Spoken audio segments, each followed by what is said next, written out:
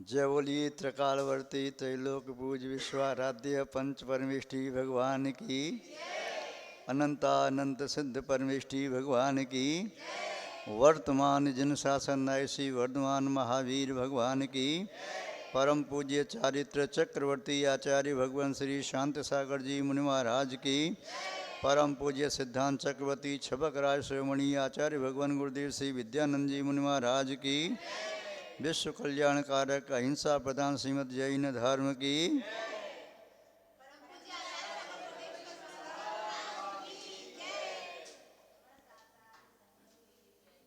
जैनम जयतु शासनम विश्व कल्याण कारकम। उपस्थित धर्म स्नेही सत श्रद्धालु भव्यवर पुंडरीक पुण्यात्मा महानुभाव, आप सभी जानते हैं जीवन में समय का बहुत बड़ा महत्व है। दूसरे शब्दों में कहें तो समय ही जीवन है, समय नहीं तो कुछ भी नहीं। जीवन भी आप कहते हैं, और जीवन भी क्या है? जन्म से मृत्यु के बीच के काल को, समय को जीवन कहते हैं। जीवन कोई और वस्तु का नाम नहीं है। तो समय जीवन है, समय ही सब कुछ है। क्यों? दूसरे शब्दों में समय शब्द का अर्थ होता है काल।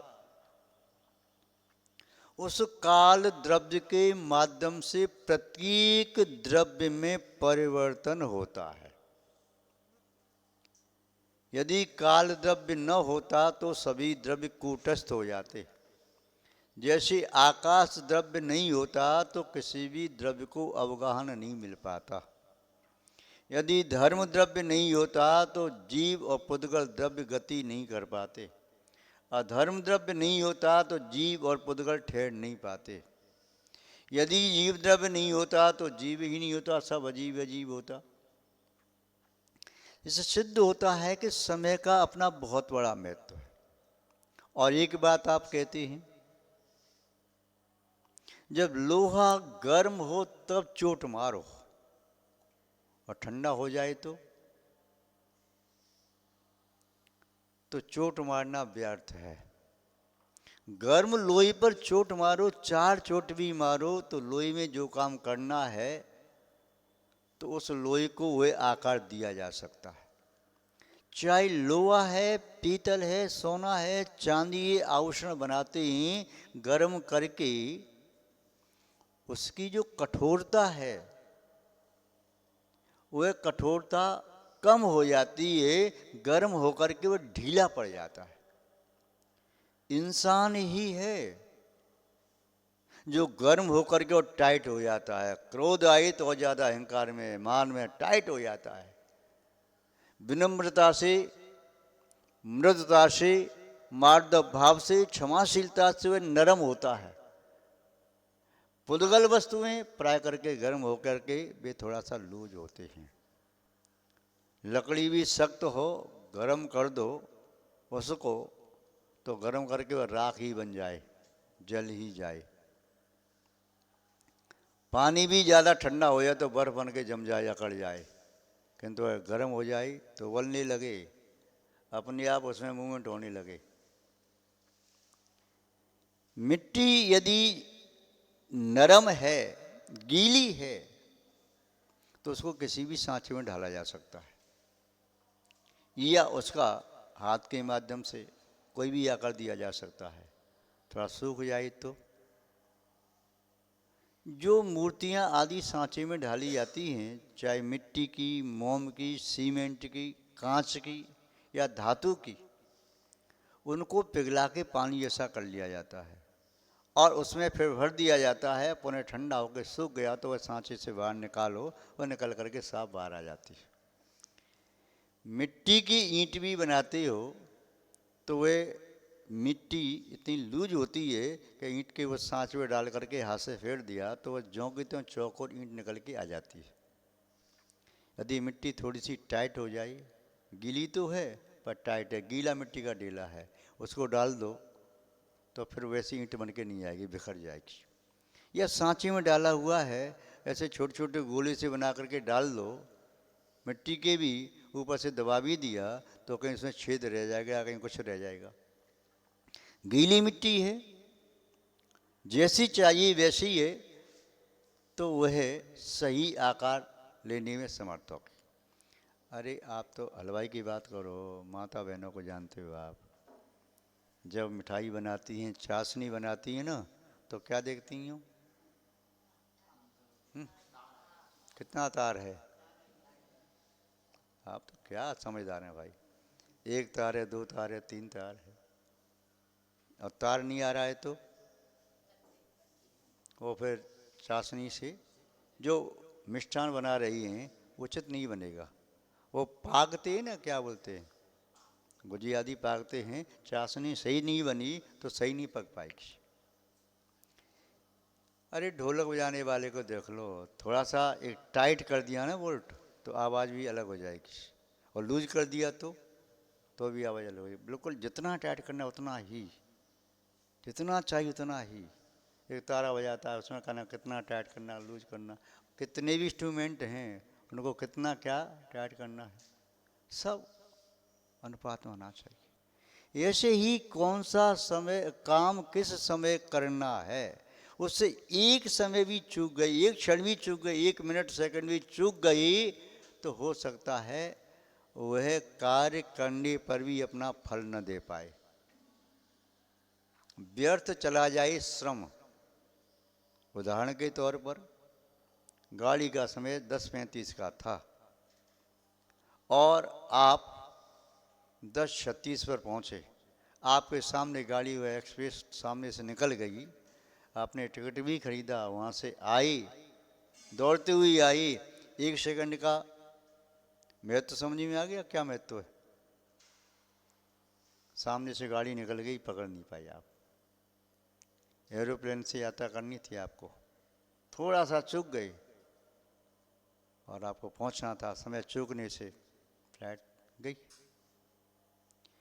तो समय का जीवन में बहुत बड़ा महत्व है, कौन सा कार्य कब करना है। कोई साधक योगी संयमी मुनि सल्लेख ना लेकर के समाधि की साधना कर रहा था और उसके परिणाम मृत्यु के तुरंत पहले कुछ खराब हो गए, इतना समय नहीं मिल पाया संभलने का और मृत्यु हो गई, तो सुगति से दुर्गति हो गई। देवगति में गया कि देव दुर्गति हो गई। युद्ध में योद्धा वार करता है और उसने वार किया, किंतु दूसरा वार करने के पहले उसने वार कर दिया तो उसका सर अलग धड़ अलग, और ये वार कर देता तो उसका सर धड़ अलग, इसकी विजय। थोड़ा समय चूकने से इसकी पराजय, उसकी विजय। समय का महत्व है। परीक्षा में 2 मिनट, वह कह रहा 2 मिनट मुझे और मिल जाते थे तो 2 मिनट में मुझे उत्तर सही याद आ गया था और मैं उस उत्तर को सही कर देता तो मैं टॉपर होता और 100% मेरा सिलेक्शन हो जाता। और वह उत्तर मुझे बाद में याद आया, मैं जब कॉपी मैंने दी, घंटी बजते ही, और तुरंत मुझे याद आ गया कि इसका उत्तर तो ऐसा नहीं ऐसा था। उत्तर तो याद पहले भी था कि उसमें विस्मृत हो गया। तो महत्व तो किसका है जीवन में, जानते हैं आप सब लोग? समय का महत्व है। आचार्य भगवान कुलभद्र स्वामी जी सार समुच्चय ग्रंथ के प्रारंभ में ही इस कारिका को लिखते हैं, और कुलभद्र स्वामी तो क्या बताएं, उनका नाम ही कुलभद्र, जिनके रोम रोम से भद्रता सरलता सहता जैसे निर्झर होती हो, जैसे पहाड़ से झरने झरते हैं, ऐसी वे सरलता की प्रतिमूर्ति। क्रोध मान माया लोभ चारों कसायों को शांत कर दिया, बहुत भद्र प्रणामी, बड़े सरल सहज, सहज में मुस्कुरा रहे, आनंद तो हो रहे हैं। बी आचार्य कुलभद्र स्वामी जो वास्तव में ही भद्र थी, सरलता, सहजता, भद्रता की प्रतिमूर्ति थे, जो ज्ञान की मूर्ति थे, ध्यान की मूर्ति थे, तप की मूर्ति थे, संयम की मूर्ति थे, वात्सल की मूर्ति थे। भक्तगण उन्हें जाने कितनी उपाधियों से उन्हें नवाजते थे, कितनी उपाधियों से सम्मान करते थे।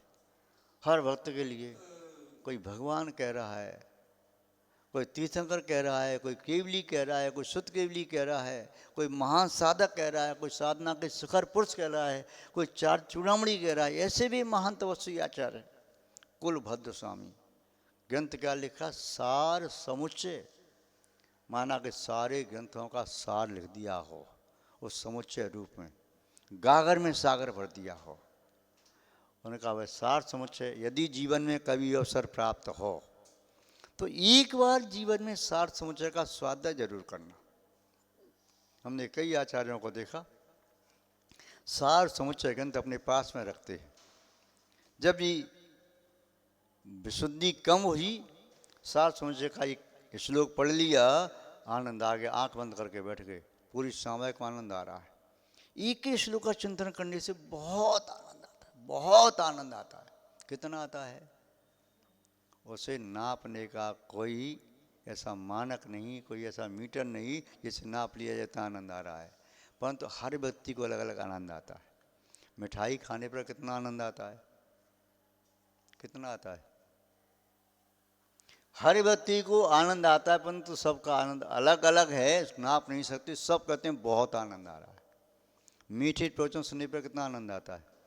लोग कहते हैं महाराज जी आपका मीठा प्रवचन सुनते, घनों मीठा प्रवचन, आपको बहुत आनंद आता है। कितना आता है शब्दों में नहीं कह सकते। इष्ट व्यक्ति से मिलने पर, बालक माँ से मिले, मित्र मित्र से मिले, या वियोगी व्यक्ति मिले जिसको चाहता है उससे मिले, बहुत आनंद आता है, सब कुछ भूल जाता है।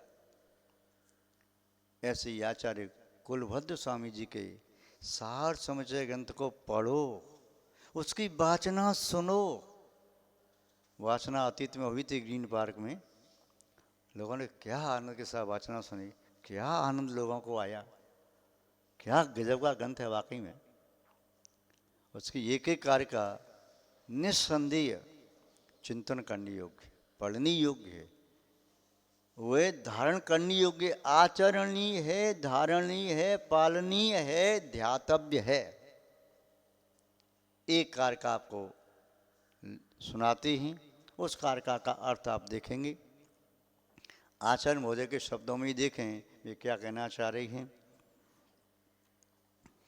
यावत् स्वास्थ्यं शरीरस्य यावच्चेन्द्रिय संपदः तावद्युक्तं तपः कर्म वार्धक्ये केवलं श्रमम्। वार्धक्ये केवलम श्रम, वृद्ध अवस्था आने से श्रम वह व्यर्थ ही जाता है। उसके पहले वह काम कर लेना चाहिए। कौन सा काम और कब तक? आचार्य महोदय कह रहे यावत स्वास्थ्यम शरीर से, जब तक शरीर स्वस्थ है। जैसे किसी धावक को कहा जाए भाई पहले आप दौड़ में, मैराथन में आपने फर्स्ट पोजीशन प्राप्त की, आज भी आपको दौड़ना है। भाई मैं 3 दिन से खटिया पर पड़ा हूँ, लूज मोशन हो रहा है, बैठा नहीं जा रहा, चक्कर आ रहे हैं, आंखों में अंधेरा छा रहा है, हमें क्या दौड़ूंगा। जब स्वास्थ्य अनुकूल था तो मैंने प्रथम स्थान प्राप्त कर लिया। एक अच्छा वक्ता, भाई आपने बहुत अच्छा वक्तव्य दिया, जिसे सुनकर के लाखों व्यक्ति गदगद हो गए और ताली की गड़गड़ाहट से पूरी सभा गूंज गई। एक ऐसा वक्तव्य पुनः दे दीजिए। भाई अभी तो मेरा स्वास्थ्य ठीक नहीं है, जीभ लड़खड़ा रही है, अभी तो मुझे गर्मी के मारे बहुत बेचैनी हो रही है, चक्कर आ रहा है, पसीना पसीना हो रहा हूँ मैं, अभी तो मेरा बीपी हाई हो रहा है। यदि इसके पहले कहती या बाद में मैं देख लूँगा, तो जो समय जिस कार्य को करने का उचित है उस समय उसी कार्य को करो ना। किसान की खेती जब तक नहीं सूखी है तब तक उसको जल सिंचन कर दो। माली अपनी वृक्षों का जल सिंचन तब करता है जब तक सूखा नहीं है, और सूख ही गया तो जल संचयन करने से क्या होगा? व्यक्ति की मृत्यु होने पर उसको औषधि देने से क्या लाभ? मृत्यु होने पर उसे जल पिलाने से, भोजन पिलाने से क्या लाभ? वो भूख के मारे तड़प तड़प के मर गया, प्यास के मारे वह चिल्लाता चिल्लाता तड़प तड़प के मर गया। अब सैकड़ों कलश पानी उस पर ढोल दो तो क्या लाभ? अच्छा भोजन करा दो उसे, 2 सूखी रोटी उसे उस समय नहीं मिली जब भूख से तड़प रहा था, और उसे नाना प्रकार के व्यंजन खिलाओ, क्या लाभ? समय का जीवन में बहुत बड़ा महत्व है। आचार्य महोदय यही तो बताना चाहते हैं, यावत स्वास्थ्यम शरीर से, जब तक आपका शरीर स्वस्थ है, जब तक आपका शरीर निरोगी है, शरीर में कोई बहुत बड़ा रोग नहीं हुआ, चलो शरीर में रोग नहीं हुआ, किंतु एक बात हो गई। क्या हो गया? एक्सीडेंट में हाथ कट गया, पैर कट गया, अब दौड़ नहीं सकता, इंद्री उसकी अब वो नहीं रही, अब उसके कान उतना सुन नहीं सकते, आंखों से उतना देख नहीं सकता, नासिका से सूंघ नहीं सकता, जिह्वा से चख नहीं सकता, स्पर्श इंद्री से काम नहीं कर पा रही हैं। तो दूसरी बात कह रही हैं, यावत चिंदी संपदा, जब तक आपके पास इंद्रिय के विषय को ग्रहण करने की इंद्रियों में सामर्थ्य है, ये ज्ञान इंद्रियां जब तक अपना काम कर रही हैं, ये द्रव्य इंद्रिय भाव इंद्रिय जब तक अपना सही सही काम कर रही हैं, शरीर तो योग्य तो है, इंद्रियां काम नहीं कर रही। व्यक्ति कोमा में पड़ा हुआ है, सुन ही नहीं रहा, आँख खोल के देख ही नहीं पा रहा है, किसी को पहचान नहीं रहा है, अब उसे नहीं मालूम, विवेक नहीं उसका काम कर रहा है, ये वस्तु शुद्ध है अशुद्ध है, भक्ष है अभक्ष है, ये अभी दिन है कि रात है। तो चलिए दूसरी बात ही आचार्य महोदय ने कही, यावत चेंद्रिय संपदा है, जब तक आपके पास इंद्रिय की ज्ञान रूपी संपत्ति है। व्यक्ति के पास जब करोड़ों की संपत्ति थी तब तो वह मांगने के लिए याचक नहीं आया, और जब पाप के वजह से वह स्वयं भिखारी बन गया तब कह रहा, भाई हमने सुना आपका नाम सुना था, आप तो बहुत दान देते थे, मैं आपके पास दान लेने के लिए आया हूँ। अब कहता, भाई तुम चूक गए, जब मैं देता था तब आ जाते तो मैं दे देता, तो अब क्या है, आपने देना बंद कर दिया है? बंद नहीं किया, अब देने के लिए कुछ बचा नहीं है, शरीर के अलावा कुछ मेरे पास बचा ही नहीं है, अब मैं आपको क्या दूँ? वह कहता है, शरीर पर पहने हुए वस्त्रों के अलावा कुछ बचा ही नहीं है, मेरे ऐसे पाप कर्म को दे आया, मेरी सारी संपत्ति नष्ट हो गई। तो यहाँ पर भी कह रहे हैं, इंद्रिय ज्ञान रूपी संपत्ति जब तक आपके पास है, जब तक ज्ञान का शौसम है, जब तक आपका मति शुद्ध ज्ञान है, आपका ऐसी बुद्धि है जिस बुद्धि से आत्मा का हित कर सकते हैं, ये बुद्धि जब तक आपका काम कर रही है, जब तक बुद्धि आपके पास है, सोचने समझने की क्षमता आपके पास है, जब तक शरीर निरोगी है, उस शरीर से संयम की साधना की जा सकती है। मन संयम, वचन संयम और काय संयम, तीनों प्रकार का संयम पालन किया जा सकता है। उस समय शरीर में सामर्थ्य थी व्रत उपवास करने की, उस समय शरीर में सामर्थ्य थी तपस्या करने की, उस समय शरीर में सामर्थ्य थी कि जैसा आप चाहते भगवान की पूजा भक्ति अर्चना कर सकते थे, किंतु अब सामर्थ्य नहीं है। उस समय अपनी आवाज़, अपनी मधुर कंठ को सुनकर के आप ही रीझ जाते थे, दुनिया तो रीझती ही थी। अब आपका स्वर भंग हो गया, आपकी वह लड़खड़ाती आवाज़, आपके कान भी सुन रहे हैं पर समझ नहीं पा रहे, आपकी लड़खड़ाती आवाज़ रिकॉर्ड कर ली किसी ने, आपको सुनाई, देखो आप क्या कह रही हो, बोले मुझे नहीं मालूम मैं क्या कह रहा, आपकी आवाज़ स्वयं आपकी समझ में नहीं आ रही। तो अब इंद्रियां उतना काम नहीं कर रही हैं, तो जब तक काम कर रही थीं तब तक इंद्रियों का सही सदुपयोग कर लेना चाहिए था। शरीर जब तक काम कर रहा था तब तक उसका सही सदुपयोग कर लेना चाहिए था।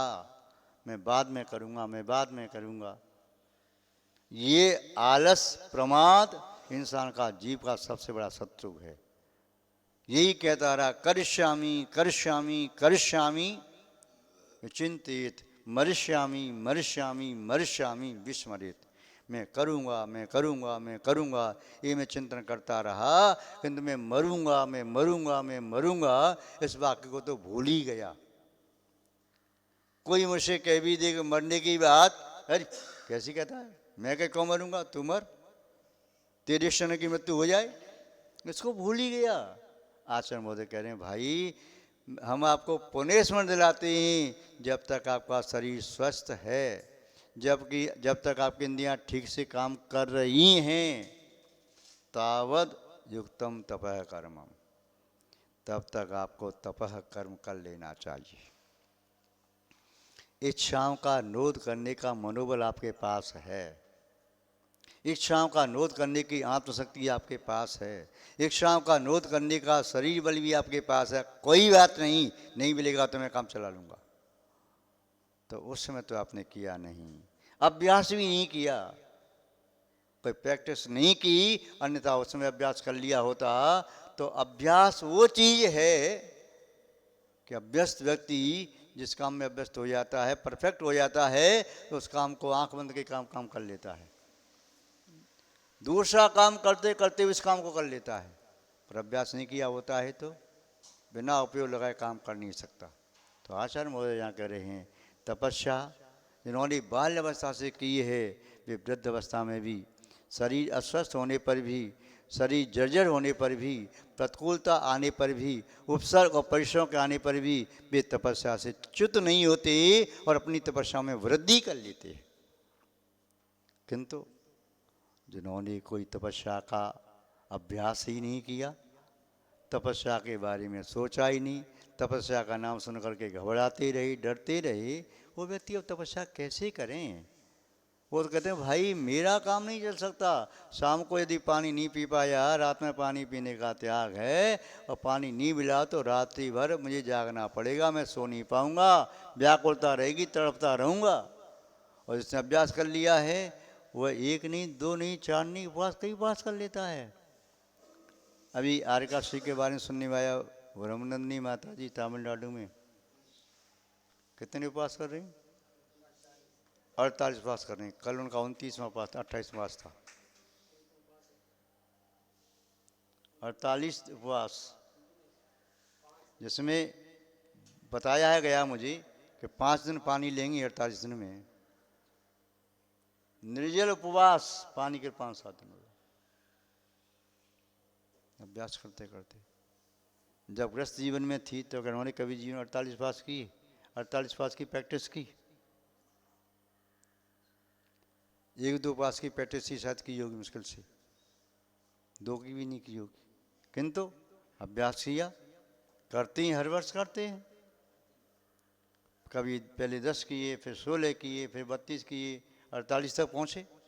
भावना भाई अंदर से शक्ति प्रकट की तो उस कार्य को करने में समर्थ हुई, उस प्रकार की तपस्या करने में समर्थ हुई।